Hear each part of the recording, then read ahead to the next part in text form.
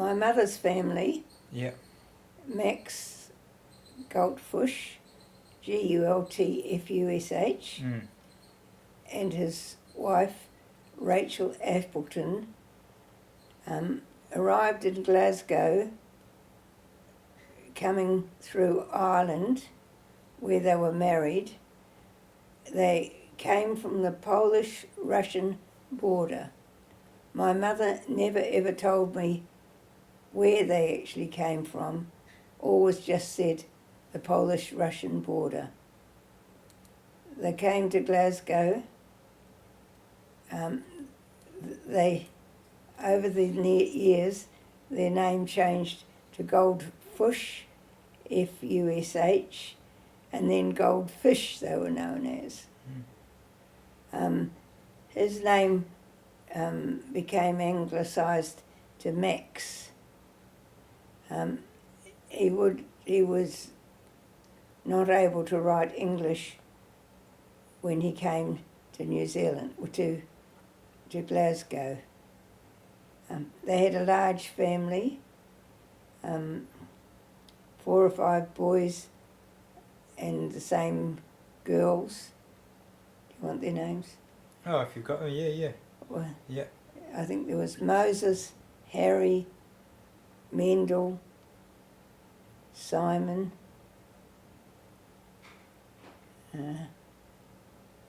maybe one other I can't remember. There was Minnie, Fanny, Becky, Annie, who was Hannah, Sarah. I think that was about it. And that was all your... And Michael. Those were your auntie and uncles? That's my auntie and uncles. Yeah. Okay. Only 3 of the women had children, Becky, Annie, and my mother Sarah.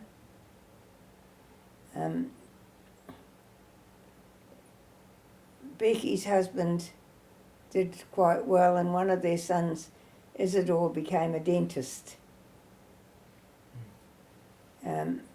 Annie and her husband had a furniture shop and also did quite well. My mother was married to my father, Leslie Goodman, in 1920. He was a tailor and worked until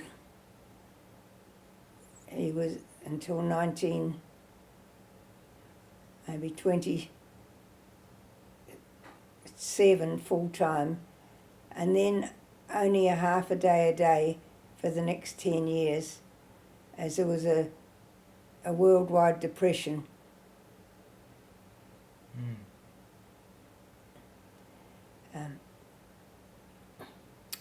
My mother's brothers, except for Michael, were commercial travellers who dealt in gold and jewellery and who were known to have very sharp acumens. None of them would have had education, but obviously they had very sharp minds. And they were all operating in Glasgow? Well, in those days, I don't know how they travelled around. They probably travelled by train. There was trains in those days into the surrounding areas of Glasgow, and they travelled into the country, which may only have been 30, 40 miles away. You know, they never travelled great different distances because transport was in its infancy. Yeah. It was only the beginning of motor cars, and very few people would have had a motor car. Did many of your mother's brothers and sisters, did many of them come out to New Zealand? No. My mother, well, we'll get into that Yeah. a bit later, no. Michael Mick, we'll call him Mick, emigrated to Australia probably in the early 30s, I would think.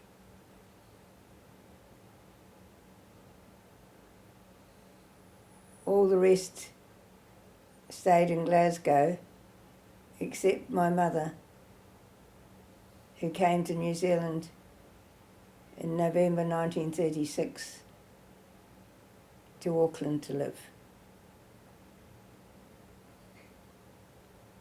Yeah. Do you remember anything of coming out? Well, you would have been 4. I can remember, yes, I remember coming on the ship and thought I had a memory of sleeping at my grandparents' place in Glasgow in a cupboard under the stairs before we went by train down to London to catch the ship. We were 30 days on the ship coming through the Panama Canal. But I visited a naval museum recently and it showed you that the beds in the lower class that we would have travelled by were the beds were top to tail on the ship, like under a stairwells and things, so that you must have crawled in the bottom of the bed and slept at the top. You know what I mean? You were sleeping in a cupboard. Yeah. And that must have been my memory, that I thought was at my grandparents' place, but it was exactly what I remembered. Yeah. I went to the naval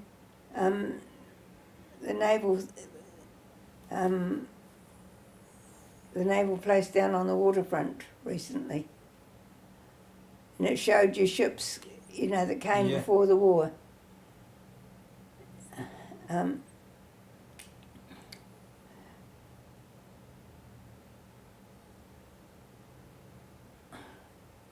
My mother's suffered from...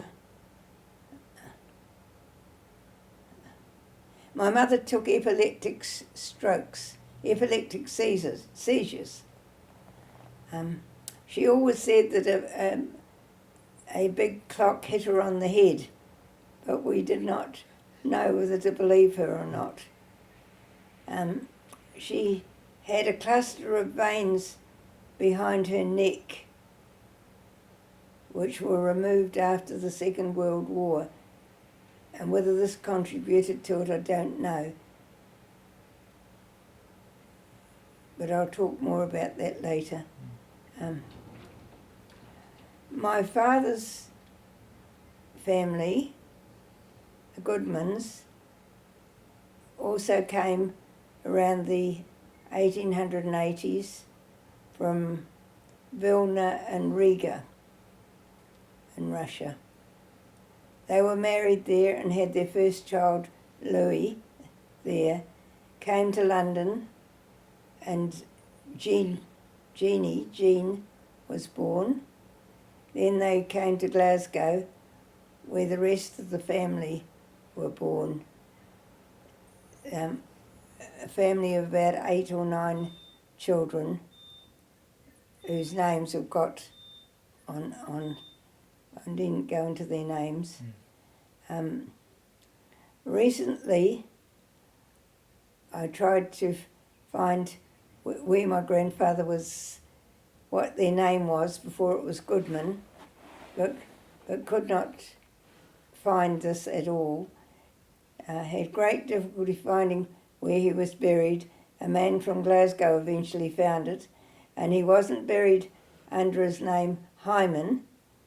He was Hyman Goodman and his wife was Goldie Pelikansky, but he was buried under Philip Goodman or Edward Goodman, names that he assumed over his lifetime. My brother Harold was named after him, as was my cousin. They were both called Hyman or Jaime, And I don't know why they would have done that, because obviously he didn't want to go under that name. Mm. My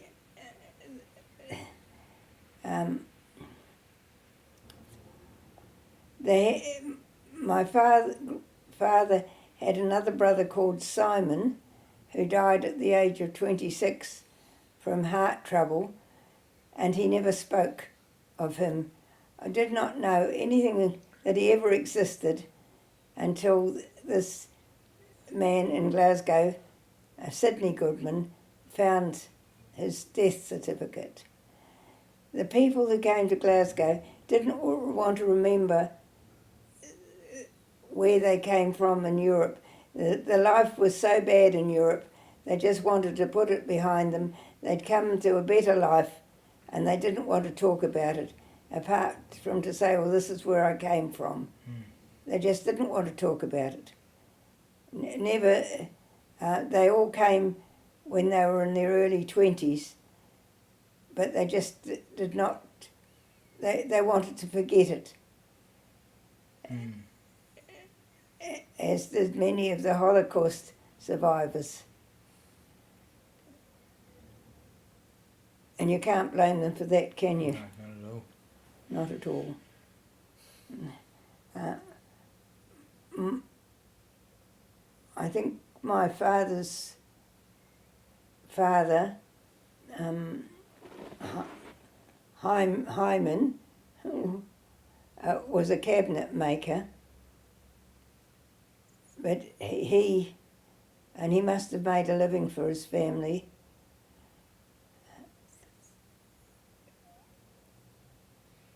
What else I can say, but he died at a young age. Where's the grandma? We've got his death certificate. He died around 1920, and he died of heart trouble, and he evidently had diabetes, and I think he was 56 years old, and he hadn't worked for 5 years before that, according to his death certificate. When he died, my grandmother with my Uncle Morris ran a little furniture shop, and there would be tiny little shops in a one-room shop in those days to make a living. My mother and father, my father was a tailor. He had to leave school at the age of 14. He was not an unintelligent man. He was very good at mathematics, and as you could see in his lifetime, but they had no choice in those days. And I've got a leaving certificate from school for him here. My mother and father were married in about 1923, and they lived at 237 Hollybrook Street in Glasgow before I was born, which was like a council house. I think they lived one floor up. It was probably a 2-bedroomed house, and I've got some photos there of what the outside of the house looked like, and a photo of what it looked like inside today. And they struggled along, and by 1927 my father was only working half a day a day. My Uncle Morris Goodman, who had worked with my grandmother, he came to New Zealand in 1926 with his wife-to-be and her family, and he begged my father and mother to come, but they didn't want to come. My mother didn't want to leave her family. But 10 years later, in 1936, Harold was born. Well, they might have married in 1922. Harold was born in 1923, and he actually had some form of lung trouble. They found out years later when we came to New Zealand. So we came because there was no prospects in Glasgow at the time, and my father had nowhere to go. My uncle Morris paid for his fare. He also brought my grandmother Goldie Goodman, out a year before. My father and mother, I was 4.5. I was born in 1932, on the 25th of April. And my Morris paid for their fares, and he had a job set up for my father. His brother-in-law owned a very high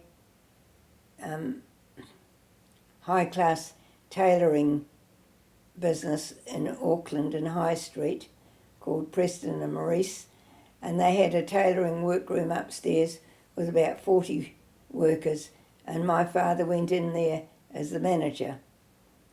As I remember in my later years, he was earning about £7 or £8 a week, and he'd get 10 shillings extra for going in on a Saturday morning when the workroom was closed, but they were open downstairs and the people came in to get measured for suits. My father was a very highly held high morals, and he would have paid my uncle back every penny that he paid for our fares.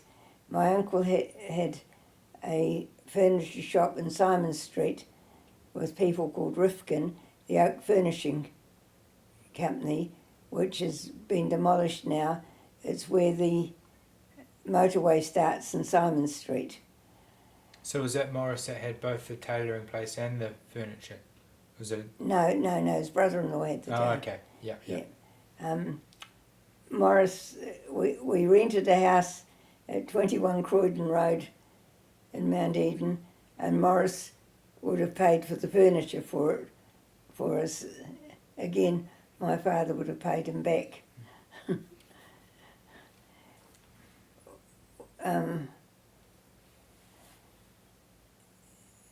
So we were making a living in New Zealand, and Morris, I think, paid for another sister, Bessie, and her family to come. They would never have paid him back. Bessie's husband, Willie, used to bet on the races, and a cousin of mine, Jaime, told me how he went with Willie from Glasgow to a country railway station to put him on a train to London to get the boat to New Zealand, because Willie had placed big bets with the bookmakers in Glasgow, and they would all have been after him if somebody had thought he was taking a plane to London. Willie came to New Zealand, he and Bessie, and he was a bit of a mechanic, and then he set up a backyard car business. There was no regulations in those days about selling cars, and he made a lot of money selling cars, and he used to bet it all on the TAB. What was his name? Willie Cohen. And who was that? That was my father's sister Bessie's husband. Okay, yeah. He would put £5 in those days that there was on a horse in a race, when the average weekly wage was about £3 or £4. So Morris paid for, yeah, they would never have paid supported both families to come out. Yes, and and I had an Aunt Becky that came out. She was a sour lady. We won't go into her.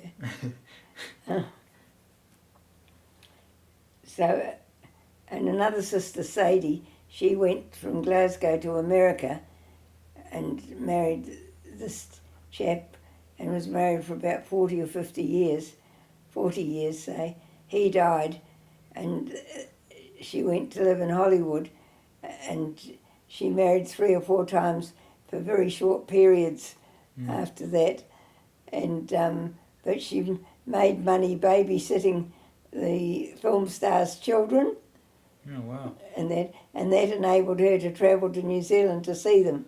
Ah. Yeah. Yeah, this is we lived in. I started school at normal intermediate school, normal country school they called it in those days, in Mount Eden, at the age of 5. Some boys used to call me Beetroot, and I used to chase them up and down the playground. We lived there and Harold went to Mount Albert Grammar School. We lived there till I was 8, and then we got a state house in Point Chevalier, which we rented, and I lived there till I was married. My mother was a short, quite jolly lady. She and her sisters, none of them were over 5 foot tall, and everyone had straight hair.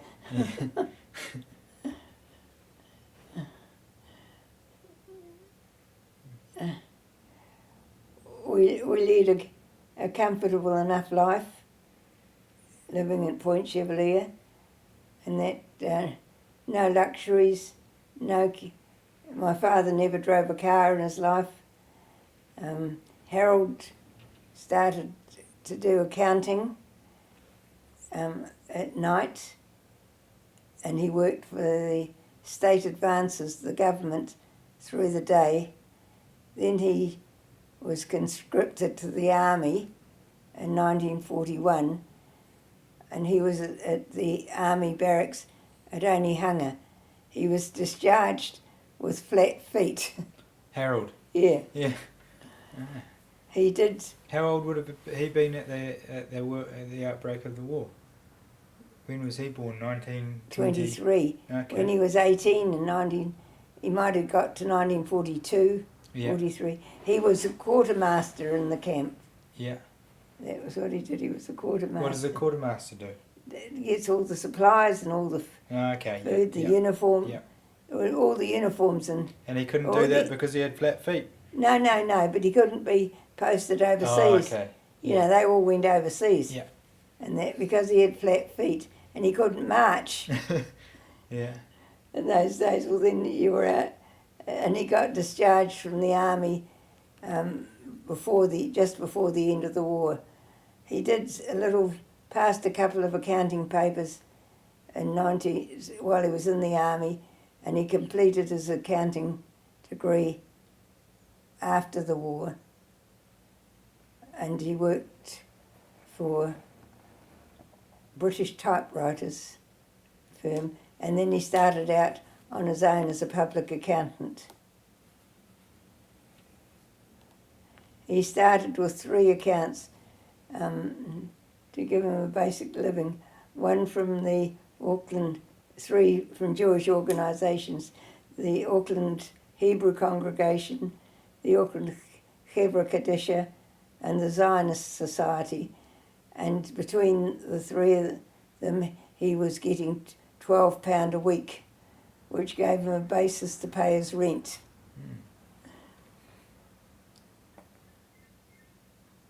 So he would have been, influential in you kind of taking up the same, the accounting path? Yeah.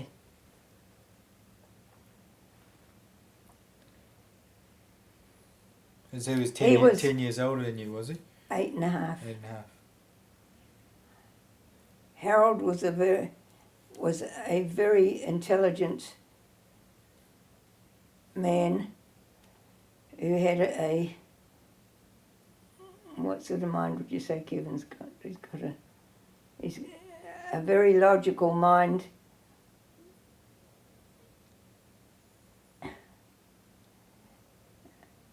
He was very quick of wit. quick to grasp situations, and did not suffer fools gladly. He didn't. No. No. He married Barbara, whose father, and went into her father's business for a while, but while still keeping his practice. But then he went into property development with John Baker. He was very successful.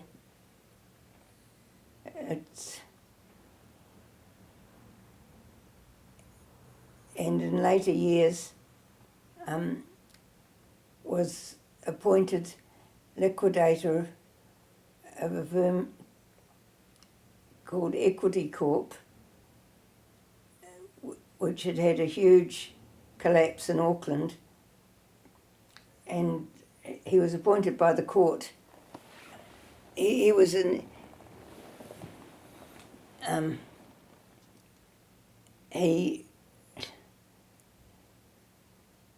he got everybody's money. He got 100% of the people's money back for them, which was absolutely unheard of in a receivership. He bought, at the time, what Equity Corp did was that they loaned people money in a boom, and when there was a bust, the properties dropped and the loans were more than the properties were worth. And one of the buildings they had were Milne & Choice's building in the centre of Queen Street, where the BNZ are almost opposite Vulcan Lane. And he took the building and he redeveloped the whole building and then sold it on. Wow. He sued the auditors, he sued people, and he got all their money back for them. So that would have been over a process of a few years? 3 or 4 years, 5 years. But that was absolutely unheard of at the time when people went broke. He then, Barbara's uncle, Meyer, was mayor of Auckland, and he had had several marriages that had broken up, and daughters who didn't want to help him as the mayoress. So Barbara helped him as the mayoress. And after Meyer died, Harold became a council member and eventually became deputy mayor of Auckland. What year was he deputy mayor? Well, I've got all that on paper. Oh, that's all. Yeah, I've seen that actually. Yeah. There's and an that book. Yeah. he was extremely talented as a man. He'd go to a firm of lawyers for the council and ask them to give him an opinion on something, and they'd send him back this opinion, and he'd say, "Yes, that's a very great opinion. There's only one thing about it, it's wrong." Go back and look at it again. Yeah, I was always very close to Harold, and we enjoyed each other's company. We used to play cards incessantly till 3 o'clock in the morning. We spoke canasta, gin rummy, you name it, we played it. When Harold worked at the State Advances, he used to work at the races on the payouts, of people betting at the races. Yeah. And we used to go to the races together when we were young, and we just had a very, very close relationship, even though there was 8.5 years between us. Because my mother died in 1947, when I was 15.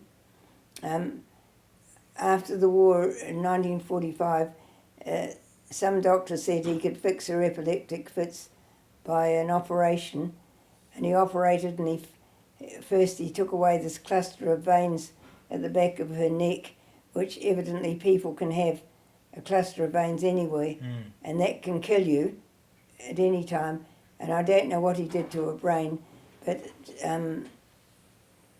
6 months later or 3 months later, she had a stroke, and she had no use of her left arm, and she wore a caliper on her left leg and dragged it.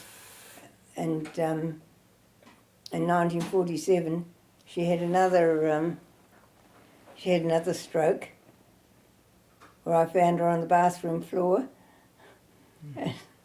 It's a thing you never forget. No. And she went to Auckland Hospital and she died that night. And they had power cuts in those days because there was a shortage of water, maybe. No, it was in June, so she couldn't have had a shortage of water. And we went across and had something to eat in a cafe across the road and came home, and sitting in the dark, and she died. She was aged 53, 54. So it would have. well, I went to Point Chevalier School when I was 8 and a half. Then I went to Pasadena Intermediate and to Avondale College, where I was very, very good at accounting again. So I decided I too would do accountancy. Nobody encouraged it at all because girls weren't expected to have any education in those days. Most of them left after 2 or 3 years at secondary school. I did 4 years at secondary school. In the 4th year, my final year, there was a polio scare and the schools didn't open until May, but I had done shorthand and typing, so we were brought into the school to send out all the lessons for correspondence to all the pupils.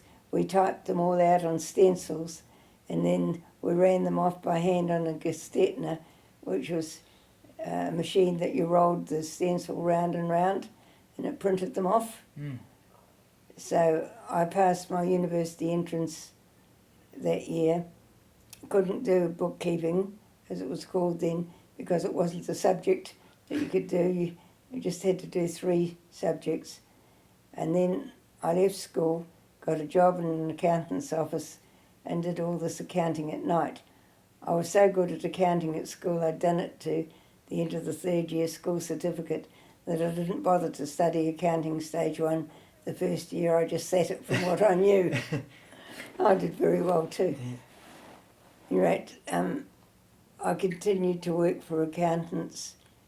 I worked for lots of accountants, then an electrics company, then a bedding manufacturer, all the time doing accountancy, which I passed in 3 years, which was extremely unusual in those days because they had 2 subjects, auditing and accounting stage 3, and they only had about a 25 to 30% pass in those, and it could take people up to 10 years to pass it.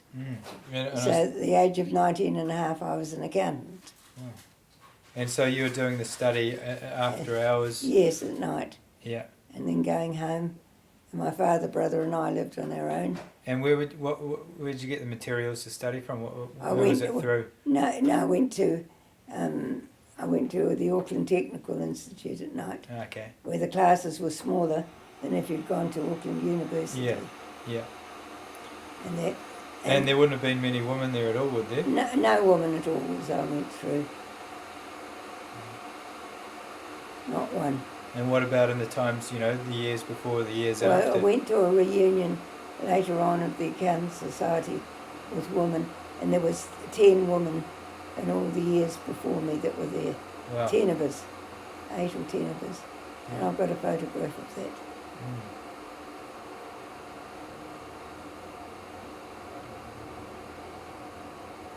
I then worked for a lawyer as an accountant for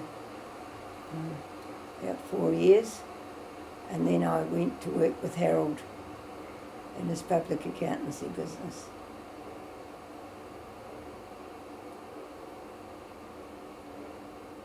Was Harold still living at home when your mother passed away? Yes, he lived at home till he got married Okay. at the age of 28. Yeah. People didn't go flatting in those days. No. Well, Kevin says so we might leave it at that. Yeah, no, that's fantastic. Yeah, and we can refine it again. Yeah, yeah. Very, very interesting.